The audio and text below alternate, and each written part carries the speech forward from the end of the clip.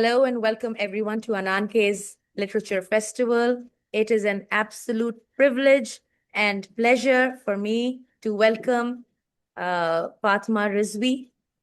Welcome, Fatima. Thank you, Sabine. Very happy to be with you on your program. It's a pleasure and an honor to have you. Thank you. Thank you. Same here. So today we're going to talk about A Tilt in Time, which is a translation, Fatma Rizvi's translation of excerpts from Qurratulain Hyder's Jahan, Daraz hai. It offers a unique and intimate social history of Pakistan in the 1950s. But before we take a deep dive, I'd like to first introduce our guest. So Fatma Rizvi is a professor in the Department of English and Modern European Languages, University of Lucknow, India. Her areas of academic interest include colonial and post-colonial studies, translation, Urdu, and film studies. And she has been published in journals of national and international repute and anthologies of criticism.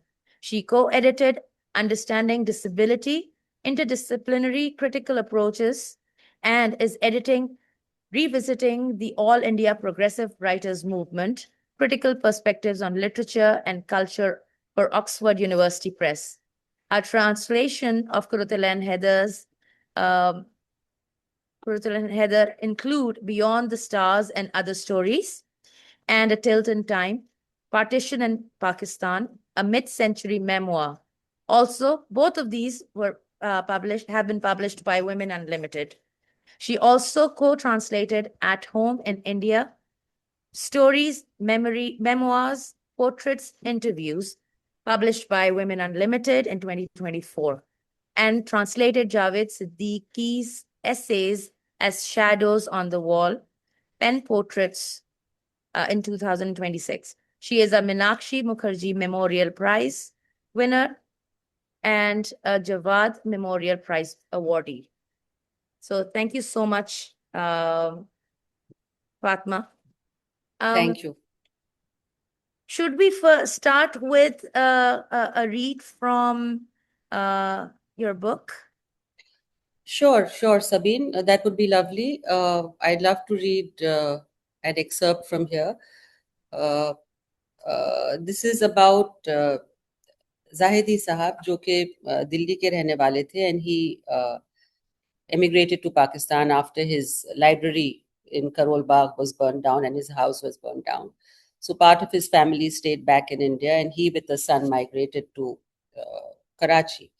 So she writes about him. You know, he's a very regular presence throughout Kare Jahan Daraz, even in Volume 1, because the Hyder family took shelter with them after they left Lucknow after her father passed away. Sajjad Hyder passed away. So, and she became very good friends with Amina, his granddaughter, Nuruddin's daughter. So, I think I'd like to read this part because it is very poignant, or rather, there are two little sections that I will read out, both rather poignant, and they bring out the distress and the poignant distress, I would say, and the trauma that many immigrants felt, particularly the people who were old. You know, the young ones usually willy-nilly adjusted, but the older ones generally felt very, homesick and uprooted and things like that. And this is what Mushtaq Ahmad Zahedi Sahab experiences. So I'll just read two small excerpts from here. This is from the chapter called Town House, Country House. Urdu mein bhi yahi title hai is chapter ka.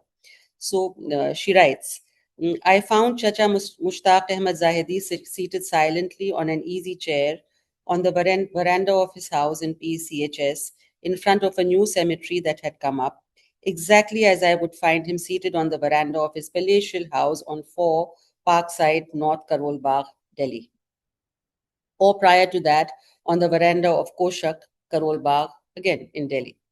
Here too, I would sit with him and make all manner of nonsensical plans about the future, like Amina and I did long ago in our adolescence, while he sat and listened to us. My contemporaries, practical and focused men and women, had gone places by now, while here I was, prey to my own laziness and confusion.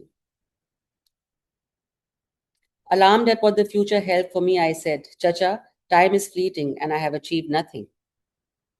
Chacha shook his head and replied, Huh? Sajjad, poor thing, would have said the same thing to me. Sajjad is obviously her father. For that matter, what did Abbajan achieve? If we can take his exceptional abilities into account, he achieved practically nothing. Yes, that was the tragedy of his life. He wasn't an ambitious man, and then there were limitations within which he functioned. But there are no limitations in your life. Acha, chacha, I am going to resign from my job tomorrow and go back to England. You know, so I mean, the paradox of saying that there are no what limitations in your life. I mean, she's also like in a way uprooted. उनके अलग challenges थे, इनके अलग challenges हैं. और फिर एक जगह और ये कहती हैं, several days after this particular meeting with him, she says again, now in 1960, it seemed as if this has happened a long time ago. That is partition and his moving to, or let me read a little earlier. When one morning in September 1947, 4 Parkside, Karol Bagh, Delhi, and his library full of many invaluable books was set ablaze, and he, along with his entire family, was forced to take refuge in Purana Qila, he fled to Karachi. Now in 1960, it seemed as if this had happened a long time ago. However, emotionally, even now, Chacha was living in the pre-1947 Delhi. His eldest son, Nuruddin Ahmad, lived in Delhi. Chacha and Chachi lived there with their younger son, Asif Zahidi, and his wife and children. Piles of books and dozens of medicine bottles filled his room. He would remain seated on an easy chair, reading or writing essays about Delhi of yore for Ismat and other magazines. I visited him often and sat talking with him for hours. Bhai, who had become reclusive and did not mix freely in Karachi, only went to meet Chacha Zahidi, for he was a very lonely man in these last years. When man distances himself from worldly interests and the world responds to him in like manner. In front of Chacha Zahidi's house was the new PECHS cemetery, a place of silence and no activity. Close to Chacha's house lived his daughter Husna, granddaughter Hasina alias Chunni, and her husband dramatist Anwar Inayatullah, who was employed by Radio Pakistan. One Sunday in mid-April 1960, I visited Chacha. He was sitting in his easy chair on the veranda. That day, I was in a hurry to go to Chunni's place, where Nisar Aziz Bhatt, Noor Shah, and a few of us were meeting over lunch. Chacha was saying something to me when I looked at my watch and stood up quickly. Chacha was startled. I said, Chacha, I am going to Chunni's place. Acha, when will you come next? Chacha, I am going to Lahore for 3 days. I'll come over after I return. Acha, adab, may you live long. Chacha picked up his newspaper a little despairingly, I thought, and slipped into his desolate shell once again. I came out of his house in a hurry, but it struck me in Chunni's house that Chacha must be feeling that nobody wanted to spend time with old people like him, for he was uninteresting and living in a world that nobody understood. I felt very ashamed of myself and decided that I would visit him as soon as I returned from Lahore. My flight from Lahore was delayed and I landed in Karachi after nightfall. I called Amma from the Brick Road airport. She told me that Chacha had passed away the previous day. In the morning, I went to Chacha's house. His vacant easy chair stood forlorn in the veranda. Books and medicine bottles lay all around in his room, and on an open book lay an old-fashioned spectacle case encasing his spectacles. Chacha was resting in his grave in the new cemetery in front of his house, and little tufts of cotton that had fallen from the cotton trees that grew there wafted here and there. This was his final resting place, from where he would transition to the hereafter. Once again, I experienced the intense remorse I had felt a few months ago earlier, a few months ago when I was in Aligarh. Sheikh Abdullah was lifting up his books with trembling hands and handing them to me. I could easily have carried them with me or at least have taken them from him to make him happy. 15 days ago, instead of leaving Chacha Zahedi in a hurry to get to Chunni's, I could have spent more time talking to him. But one achieves nothing but remorse, repentance, or grief one experiences in retrospect. So, yeah, I think this sums up, the sentiments, the feelings, the hopelessness of many who migrated from India and could never, become a part of the new country or the new city, whatever it was. So, khalish reh jati hai hamesha. And it also, ji. No, I agree with you. While you were reading, it मेरे दिमाग में ये बात आ रही थी कि you're talking about remorse uh, for the things that were, yeah, the moments that could have been. और इस चीज को can we apply this remorse and this yearning for the past pre-partition की बात कर रही हूँ क्योंकि नया दौर की हम बात कर रहे होते हैं. we're talking partition हो गया, आजाद हो गए हम. वो आजादी तो ठीक है, हम डीकॉलोनाइज हो गए या हमने उससे तो वो कर दिया, लेकिन क्या हम वाकई इन शैकल्स से अपने आप को हमने निकाल दिया? Yeah. Ji, so that's a nice question. So, shackles jo hain, they are there throughout the memoir. And she's writing herself. So, as a woman writer who's writing herself, she is trying to overcome shackles. But she says not once, but in several places through the narrative, that she always experienced, a kind of othering in Karachi, and of course she was feeling uprooted, but she never throughout the narrative talks about this uprooting or displacement. It's a very matter of fact acceptance of everything. What she does talk about is the misogyny she experiences, or the age old I would say gender biases that exist, and how she is fighting for a place in a man's world. And this happens in Karachi, this happens in England also. Whether it is with the Pakistanis diaspora who is in England and with whom she moves around, or whether it is with the Englishmen and English women.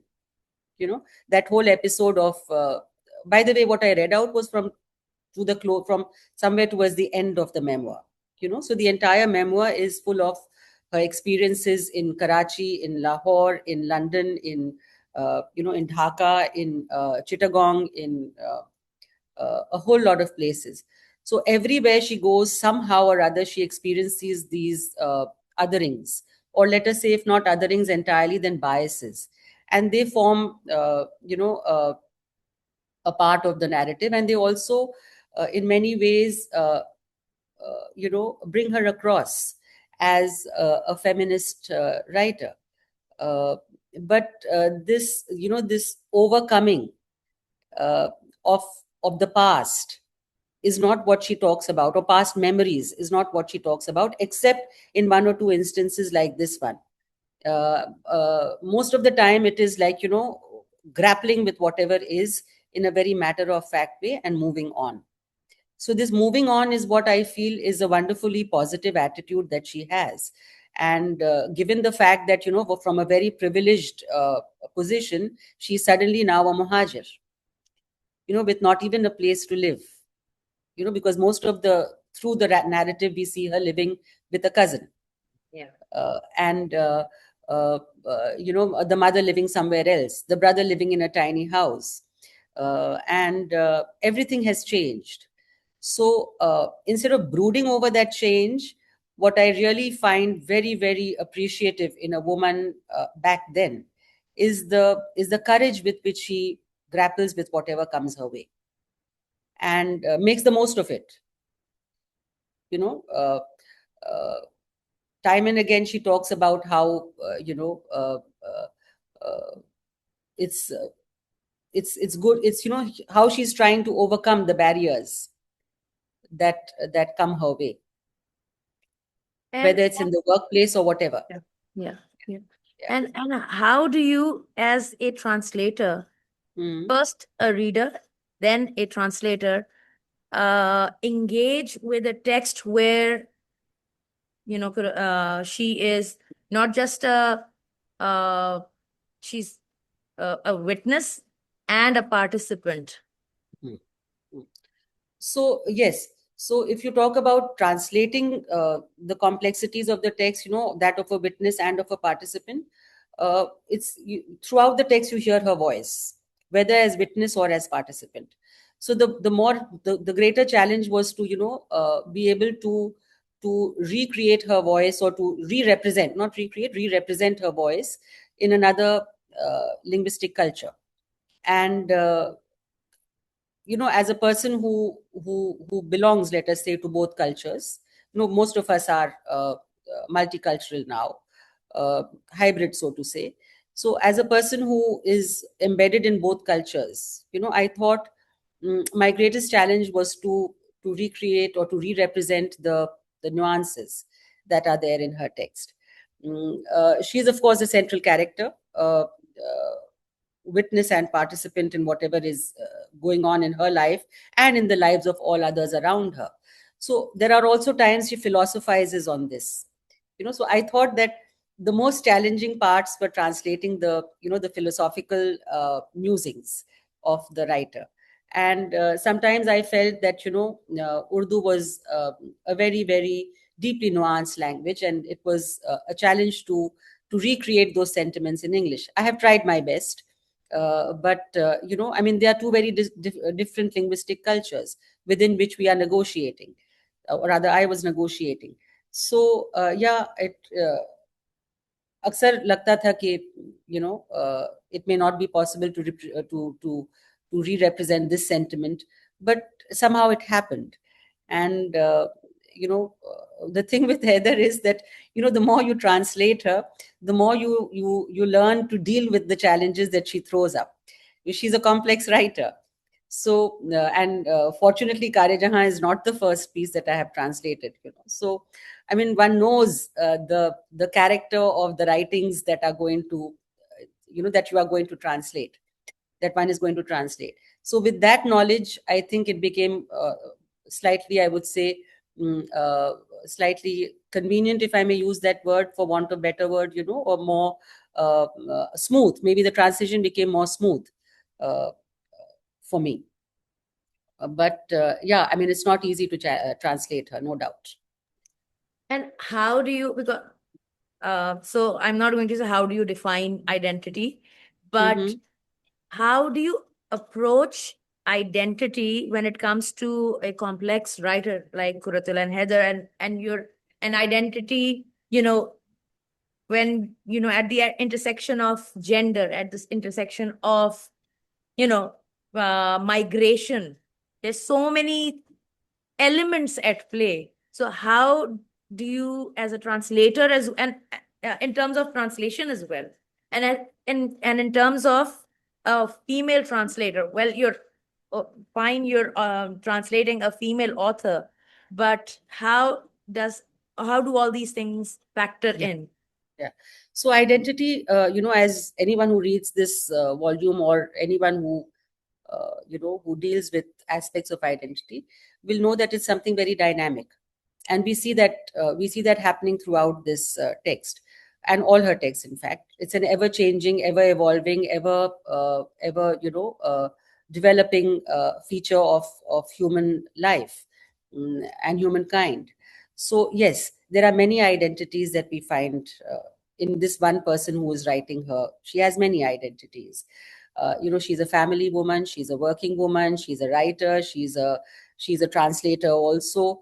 She's a self-translator. She's fighting her way in a man's world, something she says quite often. She's traveling. She's a traveler.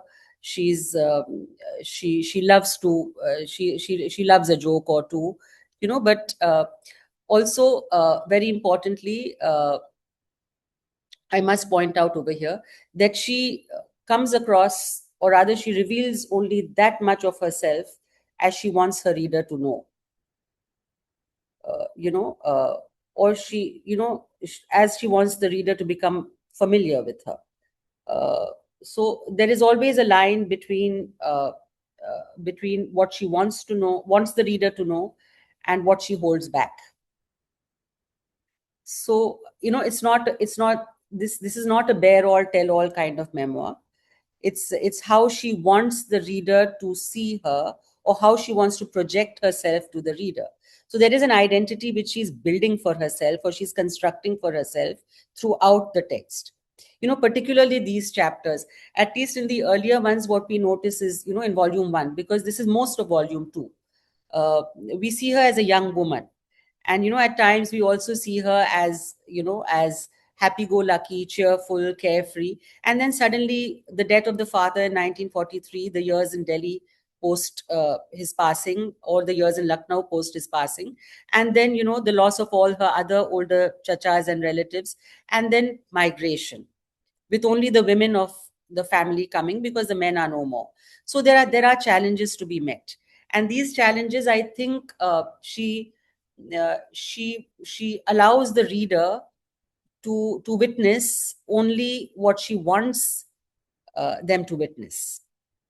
So the identity that she's creating for herself is that of a working woman, a writer, a woman of the world, a traveler, one who is learning constantly, maybe on the job, maybe while on the job. But one thing I really admire, and I think it's a mark of immense confidence that I see throughout the text, is that she has this wonderful ability to laugh at herself, or to project herself as a laughable figure. And it's there in the small instances, in many small instances, and it's there in many major instances also, and it adds a lot of humor to the text, and at the expense of herself. She often, she actually at times deliberately projects herself as silly, or unaware of the practicalities of life. But at the same time, there is something else which is happening. She is also showing herself as a person so absorbed in reading, in writing, in amassing or accumulating knowledge, in working, busy with, like, the actualities of earning a living, that everything else takes a back seat. And somehow she doesn't have time for anything else. And therefore these things, like, there are her finances, which she talks about as being in an absolute mess. She talks about her, this wonderfully funny episode of Pom Pom Darling, which is a kind of a parody on this whole essay that Ismat Chugtai wrote about her novels. She called her a pom pom darling in one of her essays, early essays, I think way back in 1951 or 52, maybe earlier, where she laughed at her for, or rather critiqued her for writing stories like Sitaron Se Aage and Sheeshe Ke Ghar, etc. Volumes of stories like those. So what she calls this chapter Pom Pom Darling, and then you realize as you read the chapter that Pom Pom Darling is what the whole family has named the new car, or rather the second-hand car that she plans to buy. So it's such a wonderful parody on the whole thing. And then anyway, she sells the car because she needs money to go to England. There is this, and there are so many other such things where she feels that, or the episode where she introduces her sister Azra Appa in London to this lady who is a friend of Dylan Thomas, and asks her to give an address for a hostel, and that hostel turns out to be a home for the aged. So Azra Appa runs out of the house of that home because it's not meant for her and her young daughter. So, these are all little instances where you see her deliberately show herself off as a laughable person. And I thought that was very much, uh, like Heather, because uh, she maybe doesn't want to be taken too seriously while she's also writing about very serious things. So it's wonderfully balancing. The whole narrative is wonderfully balanced in this way. Also, I thought, yeah. No, I will agree with you on that as well. And we're talking about identity as well. Um, you know, the concept of belonging, uh, and our understanding of the cultural and personal aftermath of the partition. So how does this A Tilt in Time do that when you're comparing it with the traditional historical accounts? Uh, well, this is a social history. That's what I will say. And it's a very intimate history. A historical account may be more intellectual or it may be more distanced, but this is more immediate also. Uh, and all these features make it a very readable and a very personal, yet I would say intellectually informed account. You see, the people she writes about, the things she writes about, like I said a little earlier, they are not intimate family. She's not giving you a personal glimpse into her family life, a glimpse into her personal life or her family life. She is projecting herself as a working woman, and while she's doing that, she's, like I said, it's a social history for sure, an intimate social history. But that intimacy does not come from narrating personal episodes. It comes from talking about what is happening on an everyday level. So what is happening in this new city? How is it being built? What are the familiar sights and sounds of the city? Who are the people who frequent her, or who are the people who she would like to go to, or whom she would like to associate with? So you come across very familiar names. I mean, as a Karachi person, you may know far more names than I do in this particular text, but many of the people she writes about are those who have migrated around the same time as her. And they are also the people who share the same historical past as many of the Indians who stayed behind. So I mean, I really can't say that this is anything short of a very wonderfully narrated account of a personal come social uh, uh, you know uh, memoir. It's a wonderful account, and it's also very touching in some of the ways, because without intending to be emotional, dealing with everything in a very practical, matter of fact it's, manner, she does uh, touch the chords, or she does touch the heartstrings. And I think that is what makes it more, I would say, poignant, and I would also say intellectual at the same time. You see, the people she hobnobs with, there is Arnold Toynbee. There are a host of Islamic scholars who come for the Islamic colloquium. There are Indologists. There are great music masters of Indian classical music. There are archaeologists. There is Maki Qureshi and her family. There is a whole lot of people. There is Ejaz Batalvi, and a whole lot of bureaucrats, politicians, people who the family, who the Haidars as a family knew while they were in India, and with whom they continue their associations in Karachi and in London as well. So there is Chacha Siddiq Ahmad Siddiqui, there is Ibn Insha, uh, and there are so many more. There is Jamiluddin Ali, and Aziz Ahmad, and so many more writers, critics, poets, and yes, of course, the references that she makes, the Writers Guild of which she was a member, uh, and Pen Pakistan, you know uh, traveling to Japan for a conference, or studying so many courses in England, in Oxford, in Cambridge, meeting with E.M. Foster, and so on and so forth. So it is a certain kind of telling that we find in this book, a certain kind of narrative, which is intimate and yet not very intimate in the bearing all kind of way. So that's what I thought about it, and it's a wonderful social history.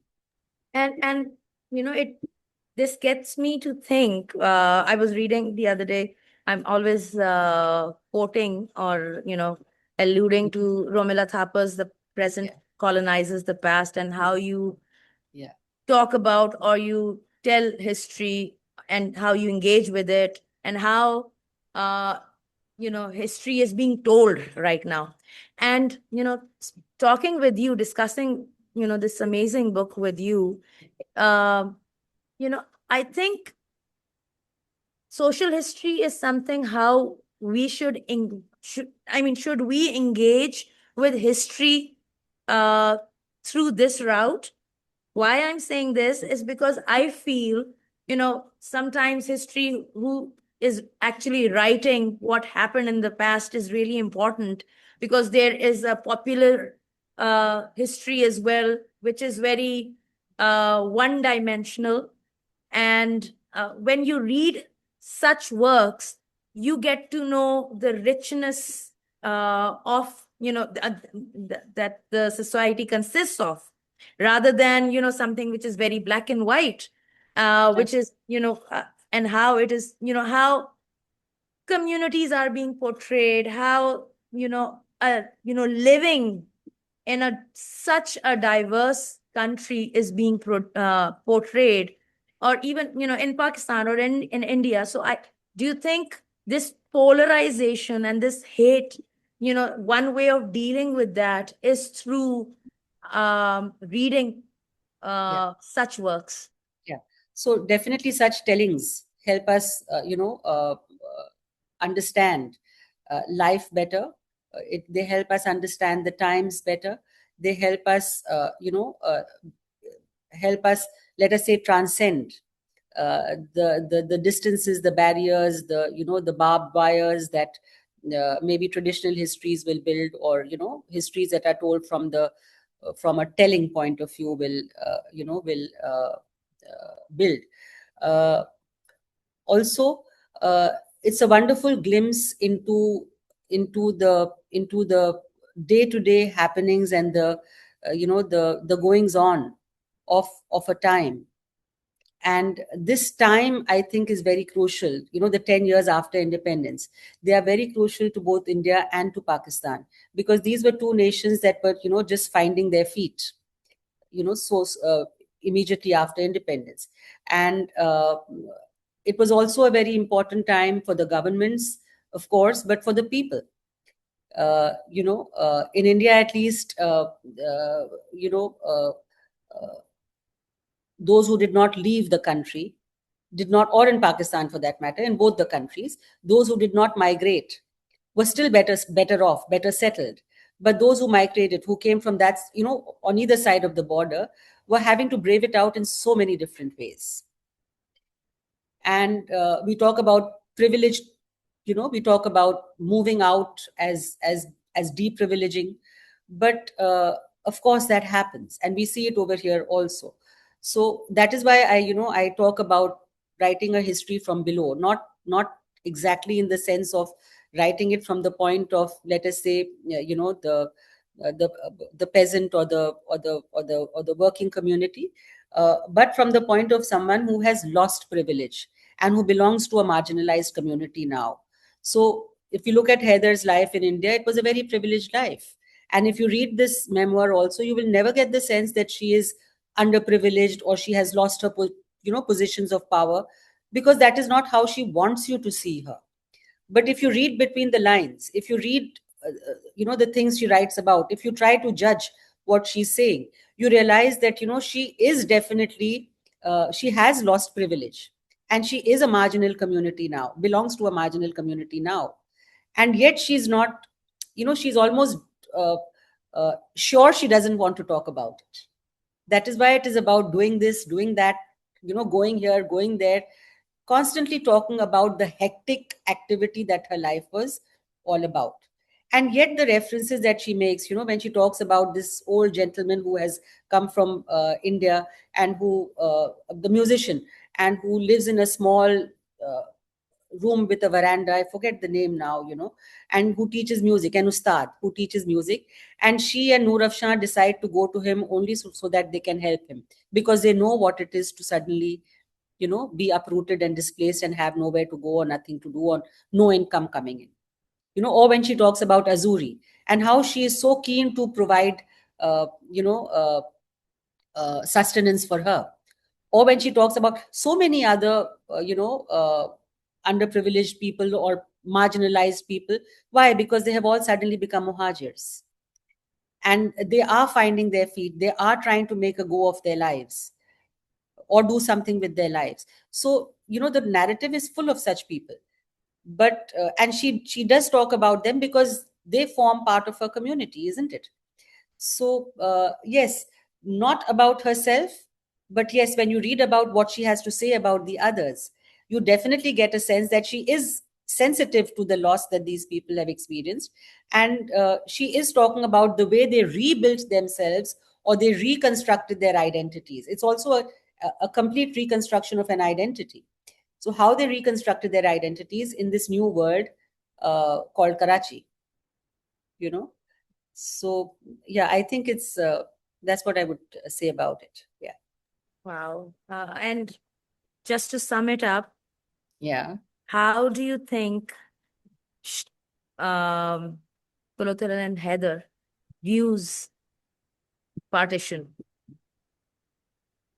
Oh, if you see the whole corpus of her books, Yes. all what she has written, Yes. because this is a question that I think needs to take encompass all the texts. Absolutely. Obviously, it's a very traumatic event for her. It's a very, very traumatic event for her for many reasons. She's one of those writers who never writes about the blood and the gore and the loot and the plunder and the rape and that accompanied partition. I think the only novel in which she writes about it is Mere Bhi Sanam Khan Hai, which he wrote in Pakistan, incidentally, 1949.